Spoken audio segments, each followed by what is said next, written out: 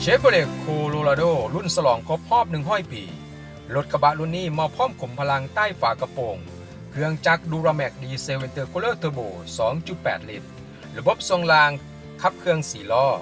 สร้างสรรค์ขึ้นมาเพื่อท้าทายทุกเส้นทางไปกับทานให้ได้ค้นพบหลากหลายตัวเลือกที่เหมาะสมกับรูปแบบการใช้ชีวิตของทานที่พร้อมลุยไปได้ทุกทีทั้งในตัวเมืองจนถึงยอดภูบ่ว่าเส้นทางจะยากเพียงใดทุกจุดหมายก็เป็นเรื่องน้อยๆสำหรับเชฟโรเลตรุ่นฉลองครบรอบ100 ปีเชฟโรเลตรุ่นฉลองครบรอบ100 ปีมีความเพิ่มแตกต่างขึ้นมาจาก All New Chevrolet Colorado นั่นก็คือโลโก้ด้านหน้าที่มีความเก๋ไก๋และบึกบึน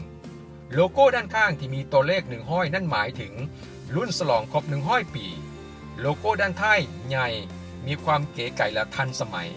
ส่วนโลโก้ข้างประตูด้านในบ่งบอกถึงจำนวนที่ผลิตและลำดับรถคันดังกล่าวซึ่งท่านสามารถที่จะสอบถามและทดลองขับได้ที่เชฟโรเลตลาวเต้2ณพลเมืองจันทร์และเชฟโรเลตลาวสาขาปากเซ Find new roads. Chevrolet.